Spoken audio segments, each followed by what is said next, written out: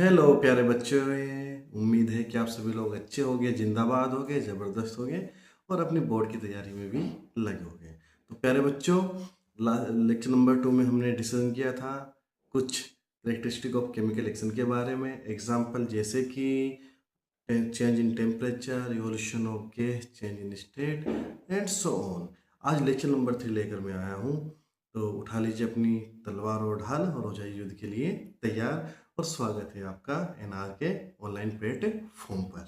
तो प्यारे बच्चों, आज हम पढ़ने वाले हैं बैलेंसिंग केमिकल रिएक्शन के बारे में। देखिए मैं आपको क्या दिखाने वाला हूँ। देखिए, ओ वाह, कितना ब्यूटीफुल ये मतलब नज़ारा है। एक छोटे से पत्थर के ऊपर एक बड़ा सा पत्थर रखा हुआ है और उस बड़े से पत्थर के ऊपर बहुत सारे छोटे छोटे छोटे पत्थर रखे गए हैं, जो कि एक बैलेंसिंग फॉर्म को इंडिकेट कर रहे हैं। आखिर ये बैलेंसिंग होता क्या है?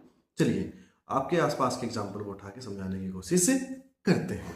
आपने देखा होगा कि आपके गली मोहल्ले में सब्जी वाला आता होगा, फेरी वाला आता होगा, और आप उनसे सब्जी लेने जब जाते हो, आपने बोला कि 1 किलो आलू दीजिए। उसने 1 किलो का बट्टा तराजू में एक साइड में रखता है और दूसरे साइड में वो आलू तोलने लगता है, और तब तक आलू रखता हो जाता है जब तक दोनों पलड़े इक्वल ना हो जाए। तो ये बैलेंसिंग है, लेकिन केमिस्ट्री की बैलेंसिंग भी उससे अलग नहीं है। चलिए ऐसे ही कुछ एग्जाम्पलों के साथ समझते हैं बैलेंस केमिकल इक्वेशन को।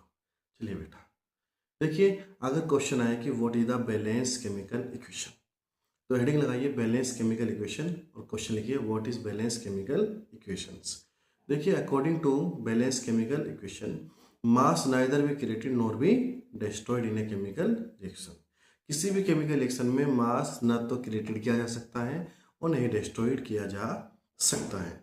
Date is the total mass of reactant always equal to the total mass of product. Means जो मास ऑफ रिएक्टेंट होगा वही होगा मास ऑफ प्रोडक्ट। अगर कोई ऐसी रिएक्शन है जिसमें रिएक्टेंट का मास बराबर हो जाए प्रोडक्ट के मास के बराबर, तो उसको हम बोल सकते हैं chemical reaction, chemical balance equation या फिर केमिकल बैलेंस रिएक्शंस।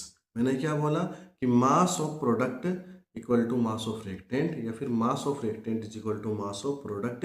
अगर कोई कंडीशन आपको मिलती है तो रिएक्शन हो गई बैलेंस। क्या हो गई? बैलेंस। आगे बात सुनिए बेटा जी, आपको देखते हैं। आपने ए में बी को मिलाया तो ए बी प्रोडक्ट है और आपको बन गया ए बी। क्या हो गया बेटा? A plus B gives two A B. देखिए total mass of element in the reactant will be equal to total mass of element in the product side. Means mass of L H S will be equal to mass of R H S. Left hand side का mass equal होना चाहिए right hand side के मास के। Okay बेटा जी, समझ में आ गया होगा? Got it? आगे बढ़े। चलिए, जिंक प्लस में सल्फ्यूरिक एसिड आपने एग्जांपल में उठाया और gives to zinc sulphate plus में हाइड्रोजन गैस। अब ये आपका रिएक्टेंट हो गया जिंक प्लस में सल्फ्यूरिक एसिड, तो प्रोडक्ट में आया जिंक सल्फेट प्लस में हाइड्रोजन गैस। चलिए देख लेते हैं क्या है। तो what is the formula of sulphuric acid? H2SO4। What is the symbol of zinc? Zn।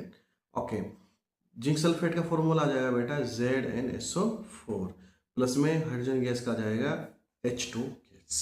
चलिए इसको बैलेंस करने की कोशिश करते हैं। देखिए जिंक के कितने एटम है आपके पास? Zn सिंगल है तो आपने 1 लिख लिया, और इधर आपका जो सल्फ्यूरिक एसिड है बेटा उसको भी आपने क्या लिखा? 1 लिखा। ठीक है ना? H कितना है आपके पास? 2 एटम है, और प्रोडक्ट वाले साइड में कितने हैं बेटा? 2 एटम आपके बने हुए हैं। ठीक है ना? अब आ जाइए रिएक्टेंट साइड में। देखिए सल्फर कितना है? 1 एटम है, और प्रोडक्ट साइड में देखते हैं सल्फर कितना है बेटा जी? 1 ही एटम आएगा आपका सल्फर का भी। ठीक है ना? ओके, भी बैलेंस है। आइए अब आगे देखते हैं ऑक्सीजन। ऑक्सीजन बेटा कितने हैं? 4 है, और मतलब प्रोडक्ट साइड में देखते हैं उधर भी आपका ऑक्सीजन 4 है। तो बेटा ये रिएक्शन हो गई आपकी बैलेंस। मीन्स दोनों साइड में नंबर ऑफ एटम्स क्या है बेटा जी? इक्वल है। क्या है? इक्वल है। चलिए अब देखते हैं कोई another example. Is the number of atom of element in the is the same on both side of arrow, hence it is a balanced chemical equation।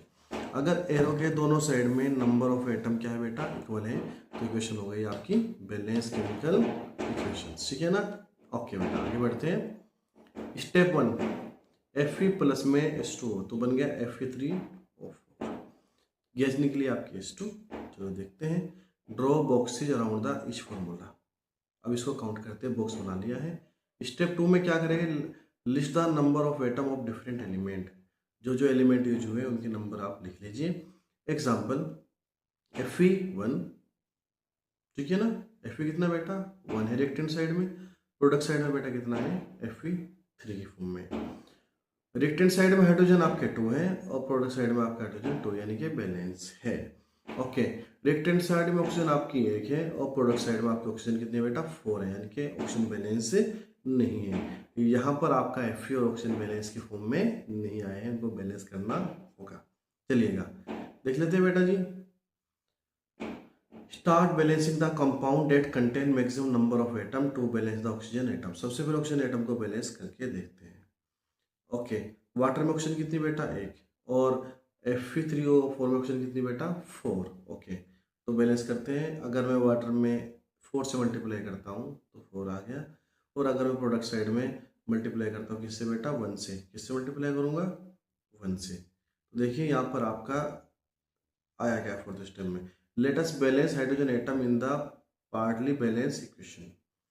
बेटा देखिए वाटर वाली साइड में मीन्स रिएक्टेंट साइड में hydrogen कितने हैं बेटा आपके हो गए बेटा 4, ठीक है ना, और इधर कितने बेटा आपका हाइड्रोजन 2 है, यानी आपने इसमें 2 से मल्टीप्लाई कर लिए है प्रोडक्ट वाली साइड में। ओके, 2 बैलेंस 8 एटम, इधर करते हैं बेटा 4 इंटू में 8 एटम, यहाँ पर हाइड्रोजन आपका बैलेंस हो गया है, ठीक है ना।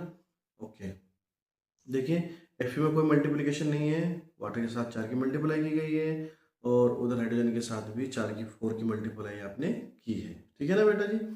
Step number 5, let us balance iron atom in the partially balance equation. अब इसमें आयरन को देखते हैं। आयरन आपका रिएक्टेंट साइड में 1 है और प्रोडक्ट साइड में आपका 3 है। ओके, अब हमें 1 को 3 करना है तो 3 से मल्टीप्लाई कर सकते हैं। हो गया बेटा मल्टीप्लाई, यानी कि 3 दोनों साइड में हो चुका है। ओके, फाइनल देखते हैं स्टेप 5 में, check the correctness of the balanced equation. Fe कितना बेटा 3 रिएक्टेंट में, Fe बेटा प्रोडक्ट में कितना 3। ओके सर, वाटर कितना प्रोडक्ट साइड में, वाटर तो नहीं है, रिएक्टेंट साइड में वाटर है, कितना है बेटा 4 मॉलिक्यूल। हाइड्रोजन कितने हो गए 4 इंटू 2 यानी कि 8 हो गए रिएक्टेंट साइड में, और 2 इंटू 4 हो गए बेटा आपके प्रोडक्ट साइड में। ऑक्सीजन कितने, ऑक्सीजन है 4 और रिएक्टेंट साइड में, और ऑक्सीजन 4 है प्रोडक्ट साइड में। I means the reaction is balance. Okay, this method of balancing chemical equation is called heat and trial method. बेटा जितनी भी रिएक्शंस होती हैं ये हीट एंड ट्रायल मेथड से ही की जाती है। ओके, आगे बढ़ते हैं। चलिएगा एक एग्जांपल और अपने बच्चों को समझाने की कोशिश करते हैं। The physical state of reactant and product are mention along with their chemical formula. जब भी आप कोई केमिकल फॉर्मूला लिखते हैं तो दोनों साइड में आपको, जैसे कि गैस को G से लिखते हैं, लिक्विड को N से लिखते हैं, और सॉलिड को S से, और एक्वस को AQ से लिखते हैं balance equation. You can see let us an example. देखिए Fe सॉलिड है तो S से रिप्रेजेंट किया गया, वाटर गैसेज है यहाँ पर G से रिप्रेजेंट किया गया। Fe3O4 आपका सॉलिड है तो उसके ब्रैकेट में नीचे H सॉलिड लिखा गया है, ठीक है ना, और H2 गैस आपकी गैस होती है तो G से रिप्रेजेंट की गई है, means G for gas. Okay बेटा जी, चलिएगा। Sometimes the reaction conditions such as temperature, pressure, catalyst, etc. for the reaction are indicated above and below the arrow in the equation. अगर आपने कोई कैटलिस्ट डाला है, टेम्परेचर को घटाया है, बढ़ाया है, प्रेशर इंक्रीज किया है, डिक्रीज किया है, तो आप एरो के ऊपर उस कंडीशन को मेंशन करते हैं। फॉर एग्जांपल CO गैस है, आपने उसमें H2 गैस को प्लस किया और कितने टेम्प पे किया बेटा, देखिए 340 ATM प्रेशर लेकर किया, क्या किया, और बन गया आपका CH3O4 आई मीन्स मिथेनॉल। ऐसे एग्जाम्पल हम पढ़ने वाले हैं चैप्टर नंबर 4 में, और चैप्टर का नाम होगा कार्बोनेट्स कंपाउंड, जो सबसे ज़्यादा मैक्सिमम वेटेज का चैप्टर आपका क्लास 10th में आता है। ठीक है प्यारे बच्चों, ओके आगे बढ़ते हैं। एग्जाम्पल देखिए CO2 प्लस में 12 molecule of water, then sunlight दिया आपने, सनलाइट के प्रेजेंस में it convert into C6H12O6 means in the form of stars. This is the phenomena of photosynthesis. इसको अंडरलाइन करिएगा नोट करके, this is the phenomena of photosynthesis. Plant अपना भोजन अपना खाना इसी रिएक्शन से बनाते हैं प्यारे बच्चों। ओके, तो साइड प्रोडक्ट क्या निकला, 6 molecule of O2 and 6 molecule of water यहाँ से निकल।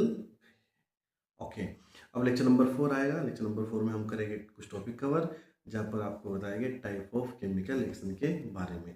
तो अगर आपको ये रिएक्शन समझ में आ गई हो तो आप अपने एनसीईआरटी से सेम कॉन्सेप्ट पर हिट एंड ट्रायल मेथड से कुछ सेक्शन बैलेंस कर लीजिए, और फाइनल जब ये चैप्टर कंप्लीट होगा मैं आपको PYQs कराऊंगा। और अगर आपको सच में इंफॉर्मेटिव वीडियो लगी है तो कमेंट्स डालें और अपने दोस्तों को वीडियो शेयर करें। तो मिलते हैं लेक्चर नंबर 4 में, तब तक के लिए जय हिंद, जय